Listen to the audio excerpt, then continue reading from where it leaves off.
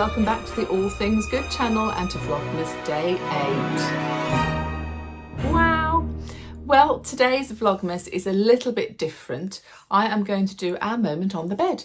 Now, if you've watched any of my videos before Vlogmas, you will know that I upload on a Sunday, and at the end of the video, I normally do a section called Moment on the Bed, which is where we just sit and have a chat and I tell you about what I've done in the week or how I feel about things or how things are going to go, how they're not going, etc, etc, and we have a little chat. So today's Vlogmas is going to be a moment on the bed, and I'm hopefully going to share with you 10 tips on how you can save money over Christmas and going forward into the new year.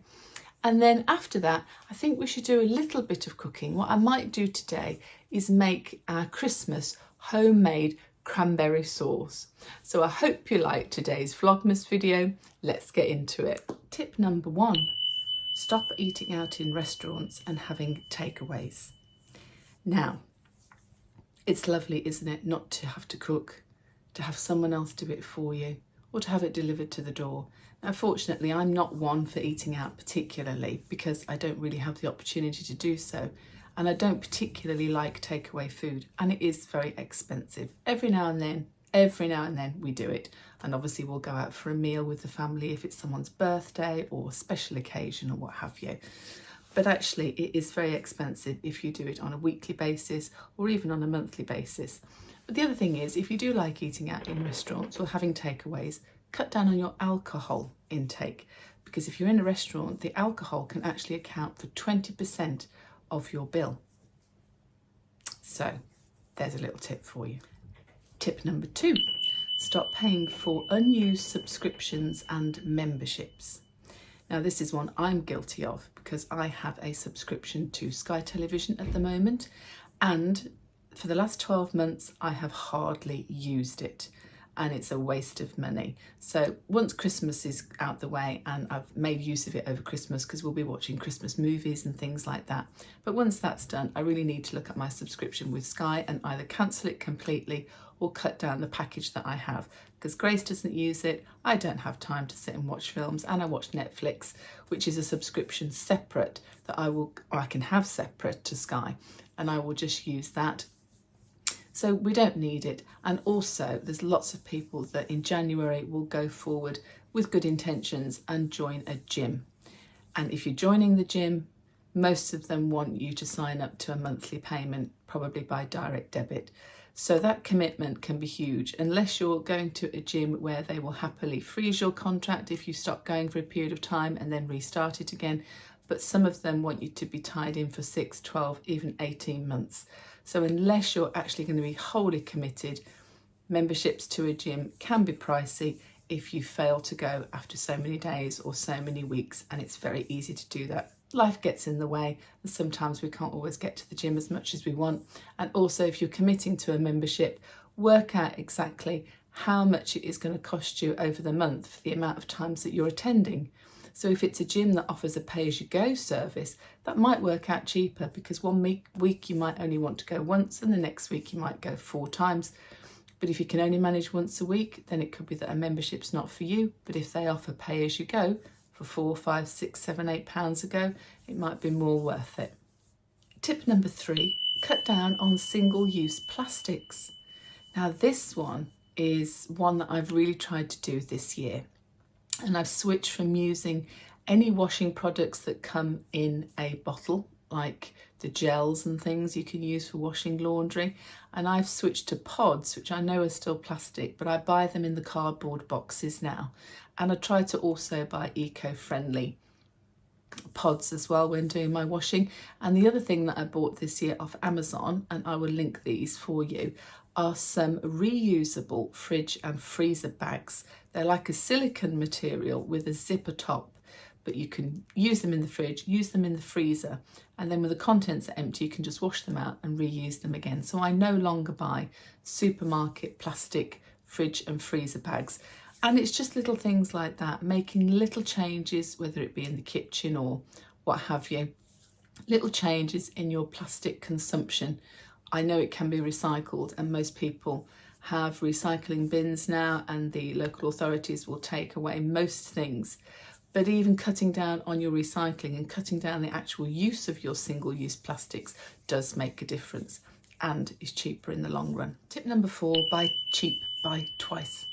Now this is something my granny always used to say, but it does have a little bit of a double-edged sword, especially if you don't have a lot of disposable income.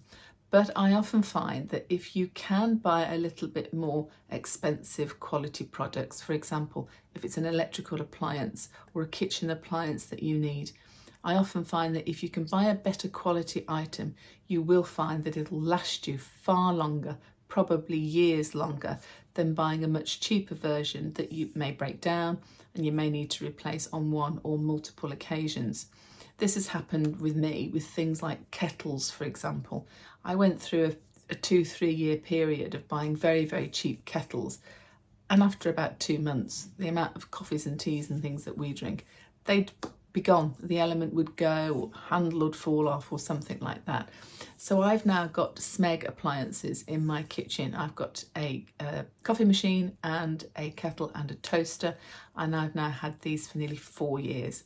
So I do think if you can, buy a higher quality product to last you longer. However, some people don't have that instant disposable income, so you have to go for the cheaper option. But if you can, a little bit more expensive, long term will save you money because you probably won't be replacing it as often as you think. Tip number 5, there is no need to buy expensive clothes. I'm not teaching you to suck eggs here, but it's really easy to find very good quality clothes, very cheap. Sites like eBay or Vinted, and even thrift and charity shops. I have been into charity shops, and if you've seen my videos from earlier this year, you've seen that I've picked up designer items, clothing, handbags, all sorts of things, very, very, very cheaply priced and are absolutely super quality. So there's just no need to buy expensive clothes if you can't afford them. But if you've got a special occasion you want to go to, you'll often find that charity shops will have ball gowns, wedding dresses, beautiful items that people have worn once and know that they're not going to be using again. So that's a good tip, I think. Tip number 6 is stop paying bank fees. Now these are a bit of a bind, aren't they? Because bank fees can often be a little bit hidden as well. If you need an overdraft, for example, but you don't have an authorised overdraft on your bank account, you probably will be charged by your bank for going overdrawn, and it can sometimes be about £30 a day. But if you need an overdraft and you speak to your bank and ask them if they can put an arranged overdraft on your bank account, you'll probably find that they will, and they'll give you a certain level and a certain amount depending on what's in your bank account and what your income looks like. But it could just be enough to tide you over, and you won't have the daily charge that they might charge you otherwise. The other thing is try and go for bank accounts that offer a reward scheme. I've got a current account that offers reward payback, which means that every time I spend in a shop, I earn a reward, and that reward can be turned into cash. And most months I get a notification from the bank to say you've earned between, normally it's about 10 and 12, sometimes £15 a month, depending on what I've spent. And you can choose how you're going to have those rewards. So I have a couple of different bank accounts and a credit card. So when that reward comes in each month, I can choose which account I can put that into to pay that little bit of money back off. Tip number 7, tricky one, but try if you can to get fixed rates, whether it's on your energy bills or mortgage or anything like that. And it's a very, very difficult situation for everybody at the moment. Mortgage rates are very high, interest rates are very, very high, and our energy and fuel prices are rocketing. But if you can go to someone or be on a fixed rate and you can afford that fixed rate, it's much better, because you will know where you're going to be at for the next 12 months, maybe 2 years, some are even longer. But you can also have ones that are fixed but are variable if interest rates come down, so that you'll only ever be at that fixed rate. But if it comes down, you come down with it. If it goes up, you don't go up with it. And by having a fixed rate, at least you know exactly what you're paying every month for however long, and you can budget for that. Number 8, if you're an online supermarket shopper, which I am, You can cut down the cost slightly of your online shop by taking out the delivery charges and doing click and collect. So you can do your online shop happily at home in your own time. That shop can be as big or as small as you like. Normally most supermarkets do want you to have orders over £40, but especially at Christmas, if you're buying a lot of food and it's difficult to get around the shops because there's so many people and you've got all these bags and it's hard work getting them all in and out the car and all that, you can use click and collect, which means you're doing an online order but you're not paying for delivery charges. If you're a regular online supermarket shopper, you might want to have a look to see if they have a savings pass for delivery.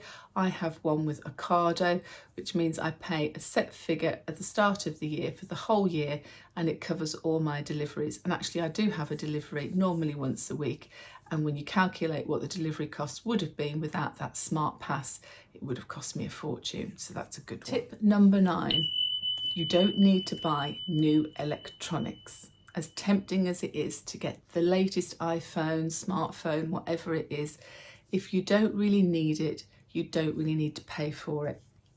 You can often get very, very good refurbished items. They are practically like brand new and at much, much reduced cost than buying from new.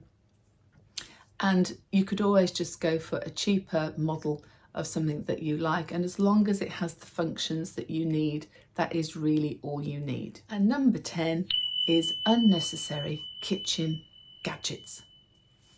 I have done this in the past and I definitely don't do it any longer, but there's so many gadgets you can buy, isn't there? Things like bread makers. Now, I bought a bread maker years and years and years ago. I made 3 loaves of bread in the first 3 weeks that I had it, and then the bread maker went in the loft. It came on 4 different house moves and ended up in a garage, and then it ended up in a skip. So that really taught me a big lesson that you don't need unnecessary kitchen gadgets. And that is my list of 10 money-saving little tips for you for today. So the key to my Christmas dinner is to try and be as organised as possible and to try and make as many things in advance as possible. And one of the things I do is my homemade cranberry sauce. It's the easiest thing in the world to make. You only need a couple of ingredients. You can add things to your taste as well. You can even put some port in if you want it as a cranberry and port sauce. I'm not putting port in today because there were people coming on Christmas Day that don't drink alcohol. So it's very basic. You're going to need fresh cranberries, orange juice, brown or white sugar, and some mixed spice. And this is how to do it. It doesn't really matter in what order you put these ingredients in your pan actually, but I like to start with the sugar because I like it to be caramelised before I add the cranberries. You want to do this on quite a low heat and it doesn't take too long, and you need to keep an eye on it at all times because you don't want the sugar to burn. Stirring gently all the time, you will soon see your sugar start to caramelise. You can use as much sugar as you like. Cranberries are naturally quite bitter in taste, and I like my cranberry sauce to be sweet, so I do use quite a lot. I then added 275 grams of fresh cranberries, and this should make enough for about 6 to 8 people.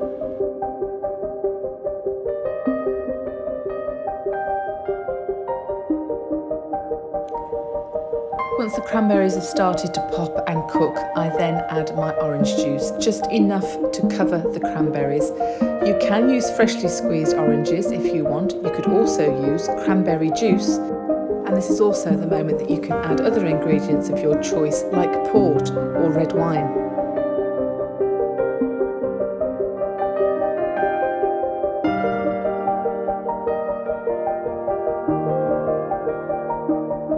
After about 10 minutes on a medium to high heat, you want to reduce the heat down and simmer all of this for about another 15 minutes. The mixture will start to thicken, the cranberries will get soft, and it will start to look really glossy as well. It's at this stage you can add your mixed spices, or you could just put cinnamon in, or you could add star anise, or you could also add some cardamom pods.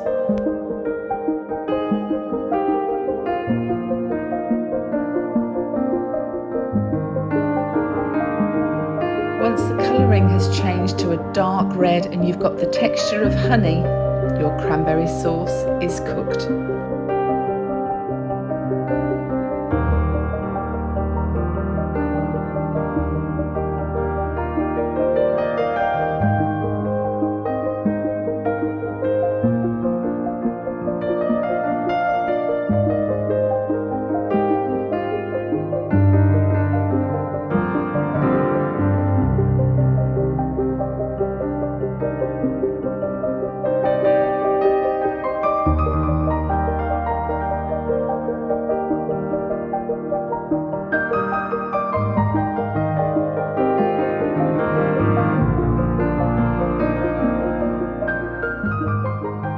That's my very simple homemade cranberry sauce, and trust me when I say it's absolutely delicious, super easy to make, very economical, makes a great big pot, plenty for everybody on Christmas Day. My kitchen now smells divine, it tastes divine. I can now pop it in the freezer once it's completely cooled down, get it out on Christmas Eve and defrost it. And well, I can't wait to get stuck into that. Do you like some turkey with your cranberry? That's made me hungry. I could eat that now actually. I absolutely love it. Trust me, it's really nice. Really, really nice. And I hope you've enjoyed today's Vlogmas Day 8. It's going quick, isn't it? It is going quick. I've got lots more ideas to do throughout Vlogmas. And the good news is that next Friday, which will be, I think, the 16th of December, is the day I finish work. So the week after that, Vlogmas is going to be a bit easier for me because I won't be in work. It is a lot. It is a lot doing Vlogmas. It takes up a lot of time editing and things like that. So this has been really full on for me so far, but I'm so enjoying it. I'm really, really enjoying it. And I hope you are as well. I'm very, very grateful to you for tuning in. But it is a lot. But I'm so pleased I committed myself to do it. But I'm hoping that after next week, it's going to be a bit easier for me because I will have broken up for Christmas. I can then just completely concentrate on Christmas, finish my shopping, do my wrapping. I've still got some more wrapping to do, and I'm going to do more cooking and baking and things like that as well, which I hope that you will enjoy. And I might even do, don't hold me to this yet, but I'm thinking one of the nights, which will be about 7 o'clock UK time, I might do a YouTube live Vlogmas. I don't quite know how that would go. We probably have to do it as a Q&A, maybe. What do you think? Let me know in the comment section what you think, whether I should do that or not. And if we don't do a live, because I don't know how many of you would be able to join me at that time, maybe you could. Maybe we could pencil it in the diary and have a little date night. But if we can't do a live, I'll probably still do a Q&A one day. So I will let you know in advance if I am going to do that so that you can throw me questions about anything you like in the comments section. And then I'll put them all together and do a Q&A Vlogmas one day as well. So that's it. That's it for day 8. Wow. So I'm going to go now because I've got to concentrate on day 9. And I will look forward to seeing you tomorrow on Vlogmas Day 9. But until then, stay safe, stay in the boat, keep doing all things good. Have a wonderful day, whatever it is you're doing. And I will see you tomorrow. Thank you for joining me. See you then. Bye.